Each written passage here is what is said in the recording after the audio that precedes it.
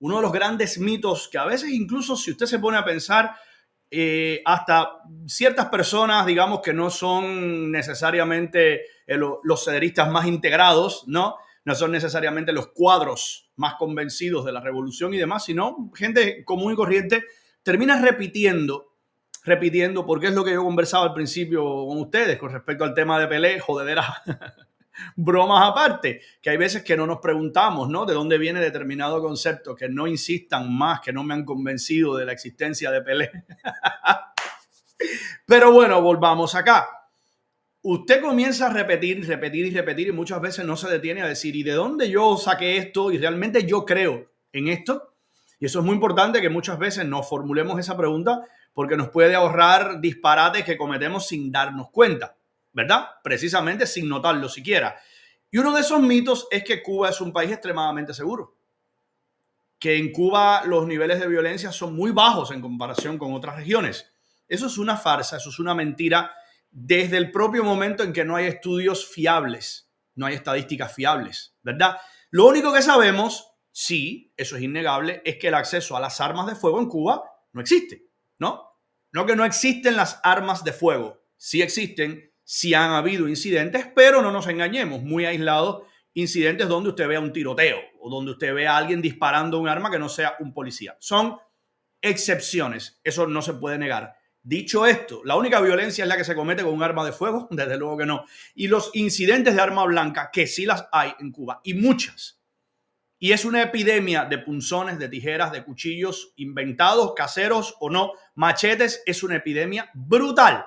Entonces, esto de decir que Cuba es un país muy seguro es un mito. Vamos a ver el siguiente reportaje y todavía no hemos tocado la violencia que ejerce el Estado, que es a donde vamos a ir con el caso de la profesora, ¿no? Pero vamos a ver directamente esa otra violencia en la sociedad con el siguiente reportaje. El mito sobre Cuba, el país más seguro del mundo, se derrumba. Es cada vez más inseguro, tal como lo titula reiteradamente la prensa internacional. Esto está feo y lo más feo y triste de la situación no es lo jodido que está.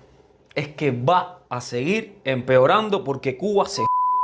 Aquí esto no tiene remedio, aquí no va a haber mejoría ninguna, ni con mi pyme, ni con nada. Con cada vez más frecuencia la prensa independiente publica titulares sobre robos con fuerza, asesinatos y peleas callejeras. El oficialismo se ha visto obligado incluso a editorializar en sus medios lo que nunca se imaginaron tendrían que hacer, opinan sus críticos. Todas las personas tienen derecho a la vida, a la libertad, a la integridad física y moral, a la justicia y a la paz. A su vez, el Estado cubano, a través de su sistema judicial, establece sanciones de rigor para quienes incurren en delitos que quebranten esos principios. El reconocido diario El País de España describió la inseguridad que se vive actualmente en Cuba y utilizó para ello una escena sabatina viralizada en la que varios videos recogieron detalles de una fiesta por el inicio del verano y terminó en una violenta pelea tumultuaria. Esto de que Cuba es un país seguro es porque antes uno no tenía acceso a la información, no se conocía. Correctamente, no podría yo estar más de acuerdo con esa visión. La razón por la que ese mito floreció, se impulsó y se propagó es porque en una especie de Corea del Norte tropical, donde no había acceso a la información, donde casi nada entraba y casi nada salía, el régimen cubano tenía absoluto control del relato, absoluto control de la narrativa. Y entonces sencillamente le vendía al mundo una imagen que terminaron creyéndosela también los propios cubanos.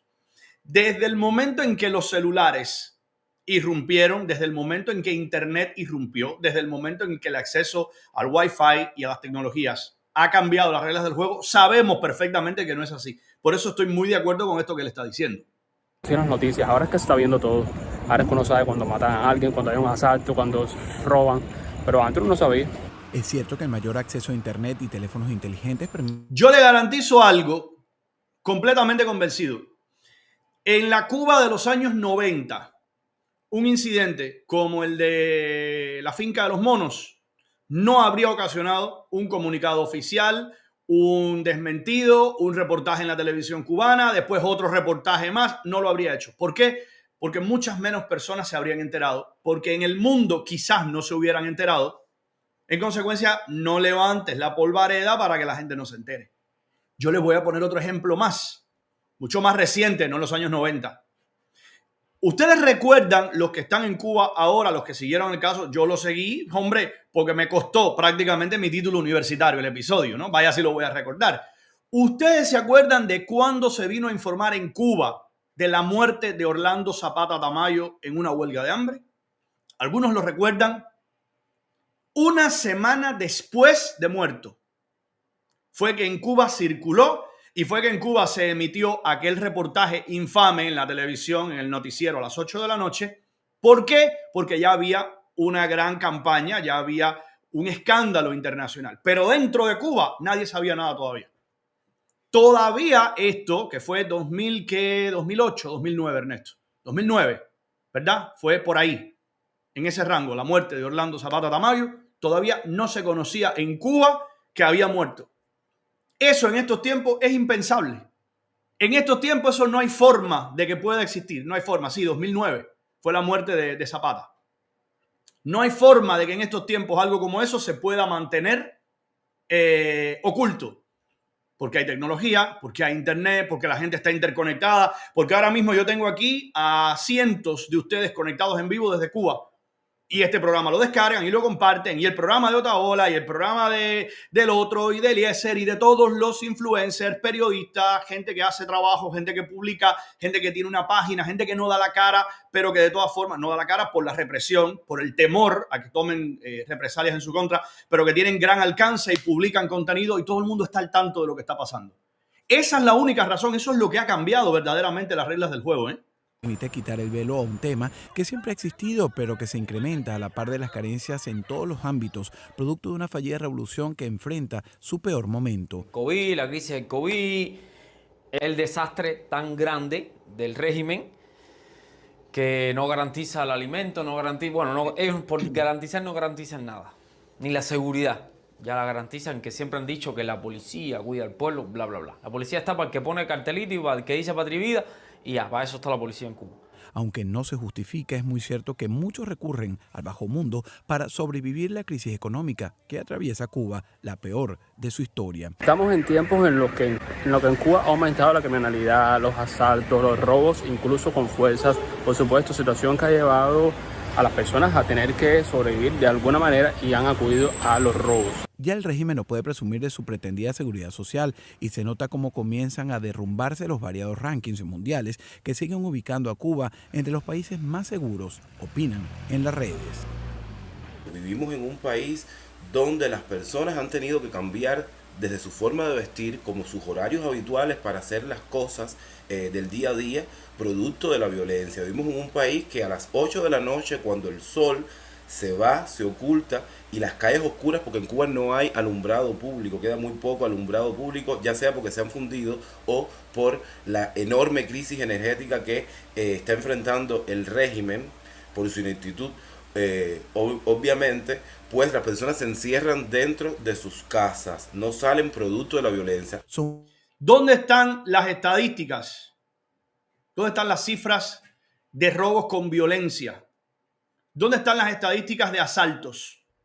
¿Dónde las puede usted consultar? ¿Dónde puede usted ver la referencia directa al reporte policial que usted hizo, lo que se hizo al respecto y cómo eso influye en los índices de criminalidad de Cuba? Eso no existe. No hay absolutamente ninguna estadística, ninguna base de datos más allá de los estudios independientes que se hacen. Entonces es extremadamente complicado lidiar con esto de esa forma, ¿no? Son cada vez más frecuentes los testimonios de hechos violentos, robos, asaltos, feminicidios y crímenes atroces. Incluso hace 2 años Cuba Data realizó una encuesta dentro de la isla que reflejó que al menos 61% de los encuestados aseguró haber sido víctima de algún tipo de violencia o delincuencia en Cuba en ese año. El régimen para nada tiene la intención de darle seguridad a sus ciudadanos. Su única intención es reprimirlos cuando pedimos los cubanos libertad, que es lo que va a hacer una Cuba más próspera, más libre y sobre todo más segura. Alejandro Marcano Santelli, Martí Noticias. La violencia estatal, la violencia institucional, la violencia oficial, que jamás se contabiliza en todo esto, pero es violencia pura y dura.